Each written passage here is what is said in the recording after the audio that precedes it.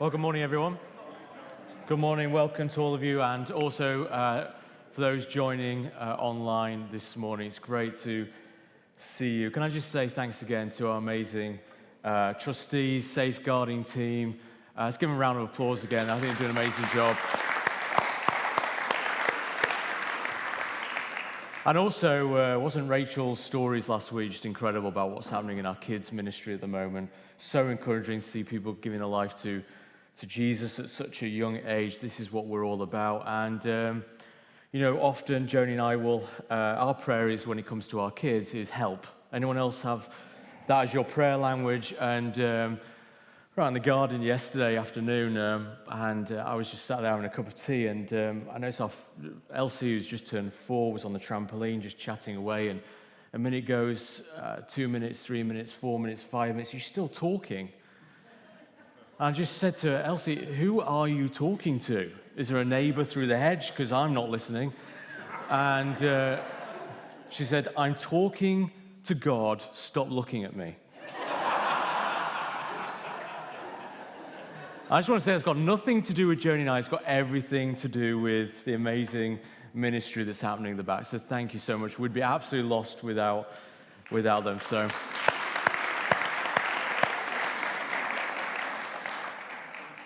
So we want to go on a journey as a church over the next few weeks about what does it mean to be discipled in the area of our emotions, emotional health, and well-being. And I want to preface this series just with a few introductory points. First of all, this by no means is an exhaustive covering on the whole topic of emotional health. We'd probably have to take at least a year to do that, and so it's really impossible to do that just in a few weeks. So I want to emphasize that this really is the beginning of a journey for us as a church, and maybe for some of you here today. We really want to emphasize and elevate and highlight the importance of being discipled in this really key area of emotional health. And kind of a simple picture I came up with was, just imagine you've got a can of soup or tin of beans or something, and you get the tin opener on there, latched on, and you begin to turn and twist, and the top comes off. And that's really what we're starting to do with this whole thing for the next few weeks. We're just beginning to address it, start to turn the tin opener, and to just allow space for us to process and for Jesus to meet us in this area. Historically, I think the church, broadly speaking, has been really good at focusing on, say, spiritual health, even to some extent physical health, but I think we've been pretty weak at the whole area of emotional health. There's a fantastic author and speaker called Peter Cesaro, and he says this: emotional health and spiritual maturity are inseparable.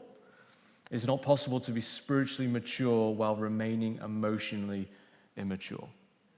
So as we shoot for spiritual maturity, which is what we want to do as we grow in God, simultaneously with that, it will mean focusing on our emotional maturity. Secondly, I come to you not as an expert on emotional well-being and health, but certainly as a fellow traveler in this area. So if our story and some of our thoughts and thinking as we seek to be faithful to what the Bible teaches on it, we're hoping that we don't come across as looking from above in any way, but we are fellow travelers in this area, and we're walking with you in this whole area. Thirdly, and this is one of the main reasons we wanted to address it, is that I think this is particularly relevant with our cultural moment, especially as we've been processing what does it mean to have lived through and are living through a pandemic, and the emotional and mental wear and tear that has produced and the impact that has had on us. And so we really want to help not just us as a church, but actually be a grace outpost and a help to our wider community. So those who you do life with, who I know are struggling in your places of work or wherever you do life or in your neighborhood, I think we could all tell each other of people that we know in our vicinity of severe emotional and mental ill health because of the pandemic that we weren't made aware of before. And we could certainly testify to that, many people that we know. And so we want to give language to try and help us process so that we can help disciple other people. Fourthly, God is committed. And at times I've doubted this, and this is why I wanted to say it, because it sounds like an obvious point. But God is committed to your emotional and mental well-being. And he wants you to flourish. Okay, so even in our darkest seasons of doubt, where we don't feel that faithful, that we're going to get through whatever we're going through at the moment, you need to know that God is committed and wants you to flourish in this area. And finally, and this is good news, even though it sounds like it's bad news, I believe the quest for your emotional health is the beginning of your undoing. And I don't mean that in terms of, well, that doesn't sound too good for a Sunday when I've come for some encouragement. What I mean is you are serious, I'm serious about going on this journey, is that things will be shaken inside of us. We will become undone in many areas of our life, but the whole point of that is that begins the process and the journey of healing for all of us. Unless we're transparent and open and often come to a place of real contrition and brokenness of heart and repentance, we will not find the wholeness and the healing that God wants us to have. So that's just some introductory points for you. So let me ask you a question this morning. How are you? And often when I'm asked this, or I ask other people, the common response is, I'm fine, a little bit high intonation in our voice. But how are you really? How are you? And how you respond to that question is probably quite telling in terms of what camp you find yourself in when it comes to your personal convictions on emotions and emotional well-being. You see, I find there are, on the whole, two camps when it comes to our emotions. And I think we have the tendency to go to one of these two camps and to one of these two extremes. Number one, either emotions are bad. And I think a lot of this has been taught in the church, and I think that's been really poor in terms of our discipleship of emotional health, but we've been made to feel that our emotions are negative. So we do not learn how to process our emotions well if we have innately a view and a narrative and a script that emotions are bad. So maybe you were taught and discipled that emotions just aren't part of the Christian faith, that it's kind of separate, it's segregated, it's not really intrinsic to our discipleship with Jesus. Many of us have experienced a discipleship where you're taught, maybe even subconsciously, to deny your feelings all the time, to push them down, to deny your feelings. That's just your emotions talking. Has anybody heard that? That's just your emotions talking. Just ignore them, or get a grip, or just stop doing what you have been doing. And so often, as a facade, we deny, we may joke, we often hate silence, but all those are kind of barriers and facades and masks to embracing healthy emotions. And so maybe you were discipled and brought up that emotions are bad, or in the other camp is emotions are everything. Emotions are bad, or emotions are everything. Your feelings are your GPS. Your feelings are your truth. Your feelings are everything. How you feel emotionally about something has to mean that that is the correct thing, that is the right thing, and you are to do you. And I think as a millennial born in 1981, I feel pretty much torn actually between both camps in terms of my walk with Jesus and discipleship. But especially as we look at Generation Z or Generation A, and certainly my kids and the emerging generation, the fact that emotions are everything is paramount. And so there's an encouragement there to whatever you feel is your truth. And I think both camps have not been discipled how to do emotions well. And so let me come to a foundational point that we all must center our thinking on. It's this: emotions matter. Emotions do matter. Emotions are really important because it's part of our makeup. It's what it means to be intrinsically human. To be a human being means that we have emotions, that God made us to have emotions. You think about the Holy Spirit. He has a will.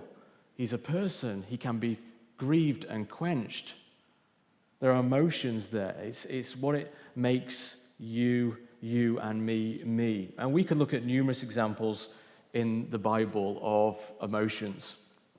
We could look at some great stories in the Old Testament. We could just open any of the Psalms up, and it just speaks of emotion, doesn't it? You look at the life of Jesus. He wept. He got angry. There's righteous indignation. And I just want to zoom for a moment on a passage in Mark 14, which looks at one of the most amazing emotional moments that Jesus faced. It's in Mark 14, verse 32 to 38. And it's the moment where Jesus finds himself before going to the cross in Gethsemane. Let's just read these few verses. Starting at verse 32. They went to a place called Gethsemane, and Jesus said to his disciples, "Sit here while I pray." He took Peter, James, and John along with him, and he began to be deeply distressed and troubled. Highlight that. This is Jesus, okay? Distressed and troubled. My soul, so your mind, your will, your emotions, is overwhelmed with sorrow to the point of death. He said to them, "Stay here and keep watch." Going a little farther, he fell to the ground and prayed that if possible the hour might pass from him. "Abba, Father," he said, "everything is possible for you. Take this cup from me, yet not what I will, but what you will." Then he returned to his disciples and found them sleeping. "Simon," he said to Peter, "are you asleep? Couldn't you keep watch for 1 hour? Watch and pray so that you will not fall into temptation. The spirit is willing, but the flesh is weak." I don't know if you've ever experienced that. I know I have many times, where the spirit really is willing, but the flesh feels very, very weak. You are not alone. Look at some of the language and the terminology that Jesus, the Son of God, the perfect one, the sinless one, uses. Jesus is going to the cross, and he will take on the sins of the world, and he is essentially saying, "Take it away from me. Take it away from me." I think it's one of the most human and emotional portraits of Jesus just in this text. Here, it tells me that clearly to be human, Jesus was fully divine and fully human. To be fully human is to have emotions. And Jesus wasn't afraid, was he, to share his emotions or have his feelings or struggles displayed in front of the Father and indeed other people. And I really believe that the power in emotions is just a starting point, is that emotions are an incredible gateway for you to meet God, not for us to ignore our emotions. It's the language of the soul and reality, and it's really where emotional health begins and starts for us. It's in that place of vulnerability. It's in that place of transparency. It's where we reveal our struggles, our history, our pain. Everything right there is displayed by Jesus Christ. And so I think Jesus models to us in this moment that we are to invite God into our emotions. So emotions matter, and I think from that we must understand to invite God into the place of our emotions. In other words, what we see here with Jesus is that he processed his emotions, I believe, in a really healthy way. He didn't just feel those feelings, but he actually submitted and surrendered those feelings to the Father. Grief has enveloped him. Grief has saturated him. And he told and communicated and shared his feelings to his friends and to God. He gives his desires to God about not going to the cross. And so in that, you can see, can't you, there's a posture that we're to model our lives off Jesus of surrendering and submitting even, yes, our emotions and our feelings and our desires. However raw, how often untheological they may be, just read the Psalms. And so often it's kind of like we respond, how are you, with a Bible verse, don't you? If you're really struggling and someone comes to you and just says, for God works everything out together for those who love him and are called according to his purpose. Yeah, that's truth, yeah. But has that really helped anyone in that moment? I'm not sure that it has. So Jesus, these desires he was having were actually not the desire of his Father, because this is not the purpose of why Jesus would be sent. He came to the earth for this purpose, to go to the cross. And so actually you have a junction, you have an opportunity where Jesus could go another way with his destiny if he bowed down to his emotions, but he processed his emotions and went in the right direction. They're not theologically correct, as I say. Is there another way, he's basically saying? Is there another way, Father? And I was thinking, hey, if I was there and I was one of the disciples and I'd been asked to pray, I'd be like, yeah, Jesus, you've got to go. You've got to go to the cross. Have you not read the book of Romans? Okay, you have to go. And of course, that, again, is not helpful. This is Jesus, distressed, troubled. His flesh is weak. He's overwhelmed. And so there's a posture, isn't there, not of denial, not of wearing a mask, not of a facade, but there's a posture of reality and surrender interwoven with prayer and support. Notice that he took his emotions and processed them through prayer, reality, and also brought his friends into it. It's really important that you note that. Now, I'd like you to turn to an Old Testament account briefly. It's the story of Elijah in 1 Kings 19. I just want to read a few verses from here. And it says this, "Now Ahab told Jezebel everything Elijah had done, how he'd killed all the prophets with the sword. So Jezebel sent a messenger to Elijah to say, 'May the gods deal with me, be it ever so severely, if by this time tomorrow I do not make your life like that of one of them.' Elijah was afraid, ran for his life. When he came to Bathsheba in Judah, he left his servant there while he himself went a day's journey into the wilderness. He came to a broom bush, sat down under it, and prayed that he might die. And listen to this, 'I have had enough, Lord.'" The great prophet Elijah communicating with raw emotions. "I have had enough, Lord." He said, "Take my life, I am no better than my ancestors." Then he lay down under the bush and fell asleep. All at once an angel touched him and said, "Get up and eat." He looked around, and there by his head was some bread baked over hot coals and a jar of water.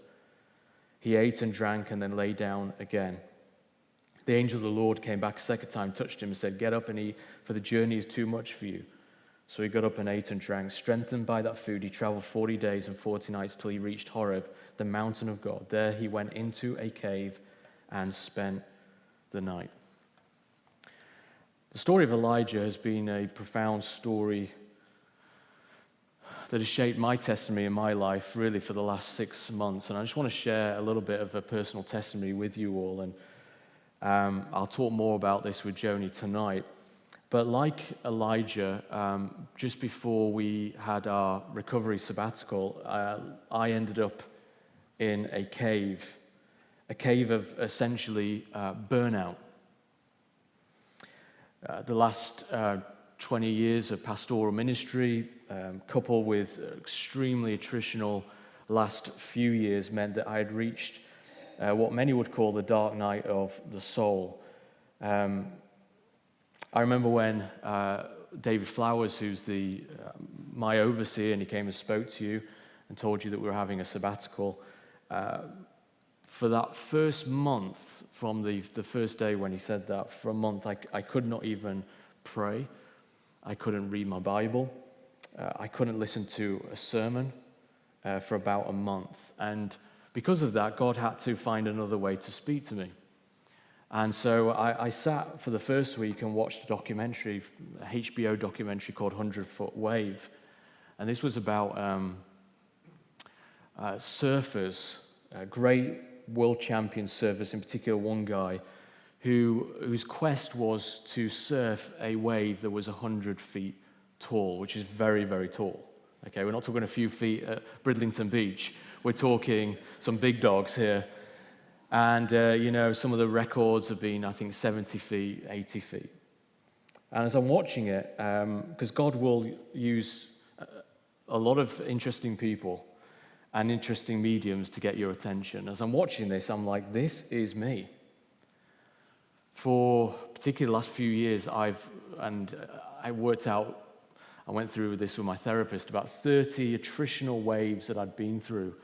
Some 15 foot, some 30 foot, some 60, some felt like 100, I don't know. And it's not necessarily a 100-foot wave that sends you into a cave, but it could be just a simple thing. It's like the illustration of a small stone or a pebble in a rucksack of rocks that you're carrying. And all it takes is that one little pebble for you to keel over and to be knocked over. And eventually, and you see this in this program, is that as they're trying to surf these waves, is that a lot of them get wiped out and they end up on the beach completely wiped out. Some die, some are disabled for the rest of their life and end up in a wheelchair and break their spine, and so many different injuries because of the danger of what they're doing. And that's really emotionally what had happened to me, is that I'd been surfing various waves, I'd been spinning various plates, I'd been trying to manage various responsibilities to the point where if there was the petrol gauge on the car I was on empty, and I hadn't realized I'd probably been on empty for quite some time. And like Elijah, there'd been this journey, just like Elijah, it's amazing. Spiritual high, the church is in incredible shape. That wasn't an issue. Thriving. He'd dealt with these prophets, and on such a spiritual high was Elijah, and then it just took one thing, one incident. It was this person, Jezebel, coming after him, threatened him, and then he just ran and said, I can't do this anymore. And you kind of think it doesn't make sense, and that's the problem with emotional ill health, is that it doesn't make sense. From the outside, looking in, it's like, well, come on. Look at your life. You've got so much to be thankful for. You've got so many blessings. Count your blessings. And you can go through all this narrative, but still it doesn't help, because internally you have nothing. You can't sleep. You just want to cry all the time. There's no sense of hope. Will I ever get through this? All these different things. And so with Elijah, you got Jezebel hunting him down, and then he ends up in a cave alone. And what I love is that even though he said this, the Lord tends to him as the Lord does, provides a bit of food for him. And that's what the Lord began to do with me. He began to heal my wounds and help me by just tending to me physically, tending to me emotionally and spiritually and mentally, and started to just, as I laid bare, as it were, before him, he began to heal me and show me things and give me lessons and restore me, like Elijah, eventually back to his calling. Go back, it says later on in the passage, go back to where you came from. Go face that stuff. And interwoven in that moment was also the background of another illustration, which I think may be helpful for you, is that in July last year, moving house, I'd herniated my bowel, and so I had to have an emergency hernia operation. And that went well, but I was finding I had no strength afterwards in that area, so I couldn't lift even a kettle of water, was bringing a real tear in that area. And so we had a real practical need in that we were about to have George in December, and I needed to be able to lift a pram and carry certain things, and it was so embarrassing, could I just say, in that 6 months. Every time we'd go supermarket shopping, I'd make Joni, who was at that point probably 7 or 8 months pregnant, carry all the shopping. And because we're male and full of pride, I'd have to tell the story every time we went out to the shopkeepers, saying, "Look, no, I'm not someone who's just letting my wife carry this. I have a herniated bowel." "Oh yeah, whatever." So really, no, I do. And Jenny really wasn't helping me out in those stories. Anyway. And so I really went on a journey, and this is some of the stuff we want to talk through in the next few weeks, of rebuilding core strength. That's what the doctor and my physio said to me. He said, "Look, we're going to have to rebuild core strength."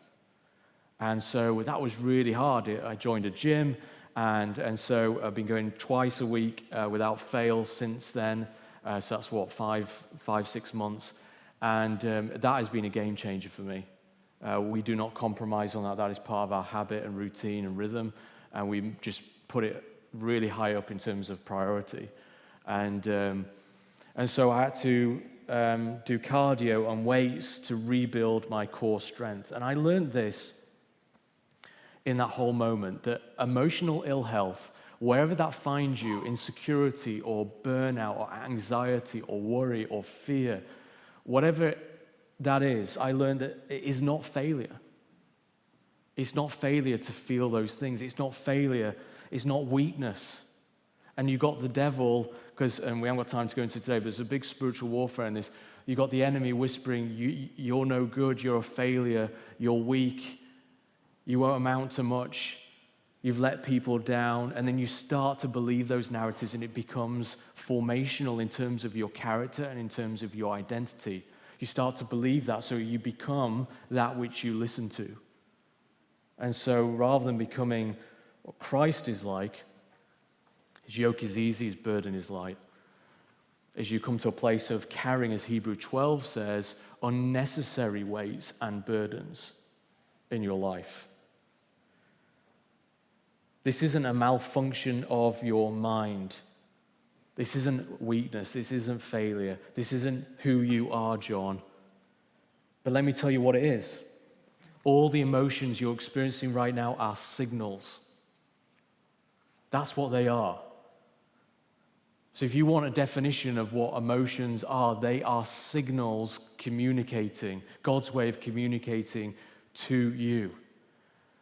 Just for instance, have you ever felt a certain level of fear, particularly when you're younger, maybe when you're like crossing the road, or that fear when your kids, and you're starting to teach them about crossing the road? That's not wrong.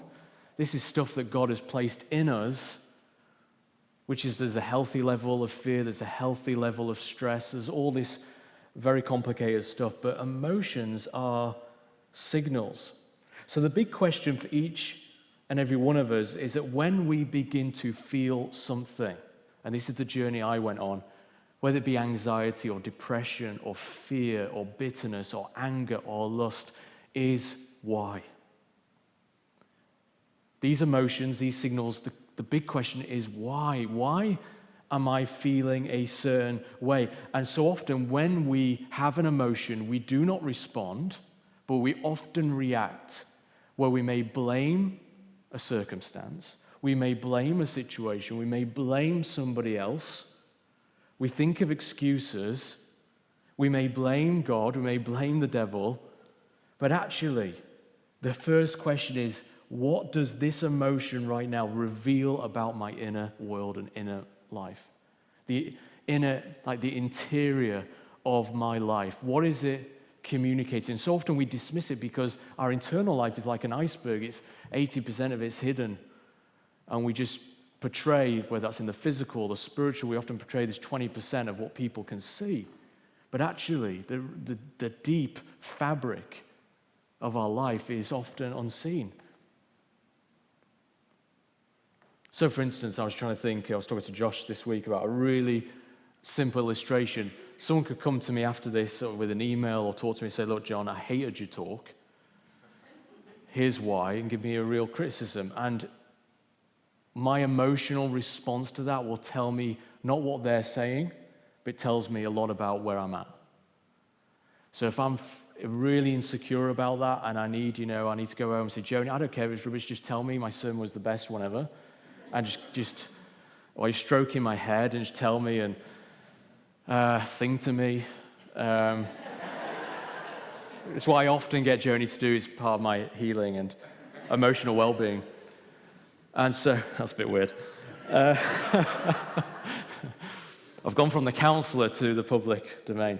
And so it tells me a lot about where do I place my confidence? Is it anchored in other people's views of me or how God views me, and what can I learn from people and all these kind of things? Maybe it's through social media. Someone upsets you. It's like the first thing you do is I'm going to, in a passive-aggressive way, write something on Facebook which lets out my true feelings.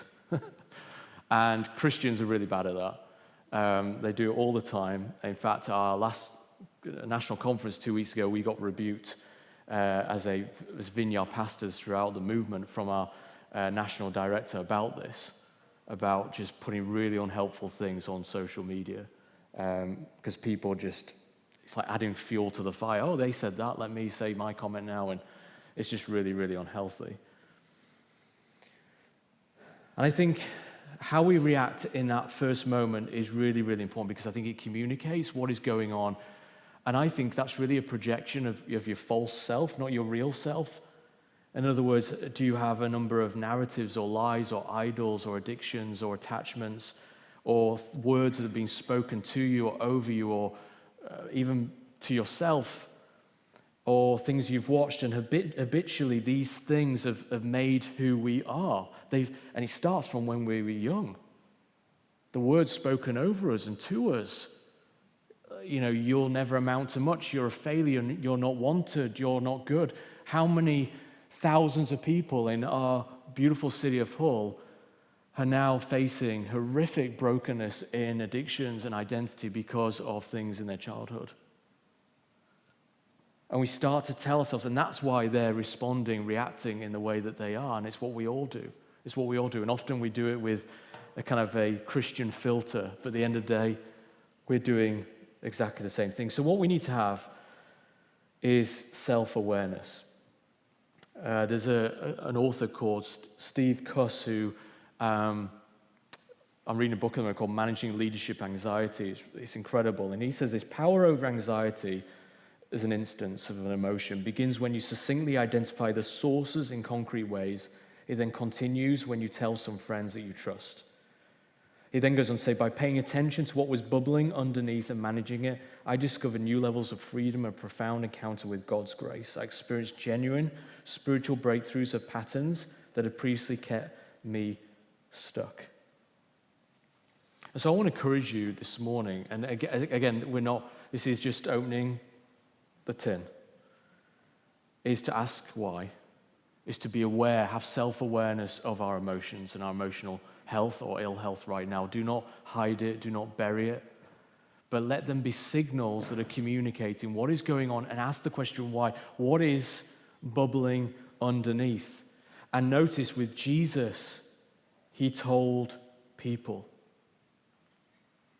And if I can just say, if you ignore everything else I've said today, please.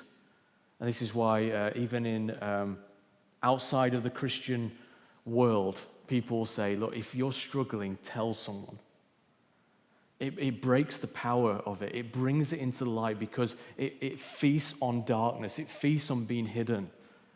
And when we just can get alongside someone and say, look, someone who we trust, and say, look, I'm actually not okay. And that's what happened to me. We went on a Zoom on that morning, and we went to our overseers, and I said, look, I need to tell you. And Joni just said on my behalf as well, he's not okay. I'm not okay. I'm not doing well. I don't know what you want to do with that. I just need to tell you. And his reaction was like, you need some time out. And so I want to really finish by doing an illustration. So I don't know who's got my beach ball. Oh, there he is. Thanks, Dennis. Let's give Dennis a round of applause. Thanks, Dennis.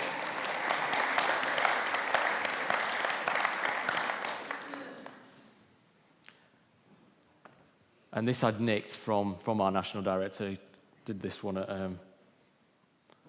our conference, Senior Pastors Day, our conference. And really, this is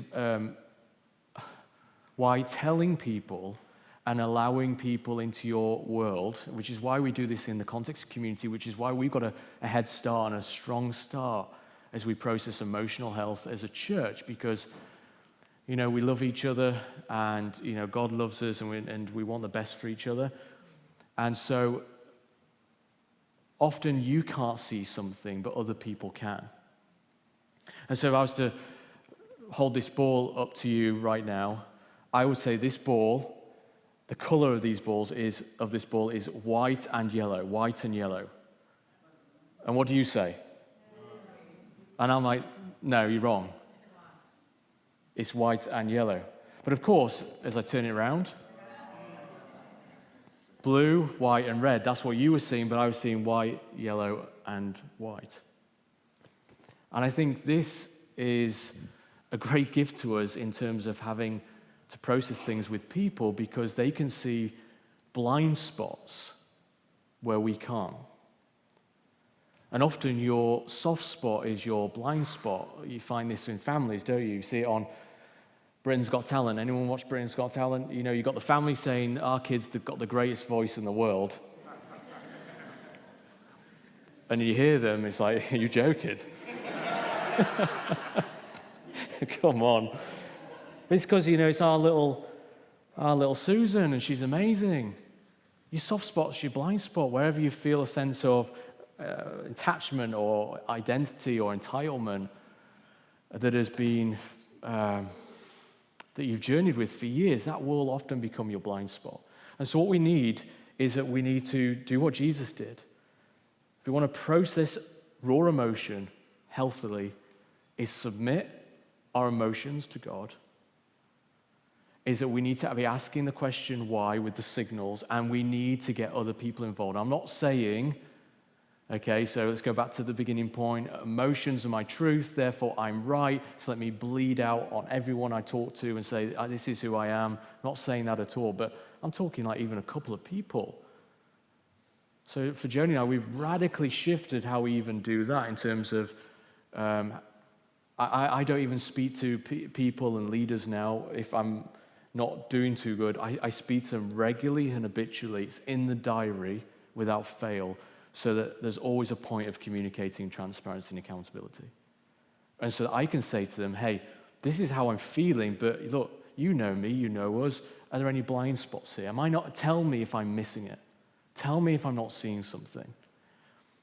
And I think that's really important, that maybe it comes to your spouse, is that they're emotionally detached and they're lost on their mobile phones for hours on end, and you're thinking there's a detachment here, because that's actually how we numb our emotional pain, is we detach ourselves and we submerge ourselves in various things and vices.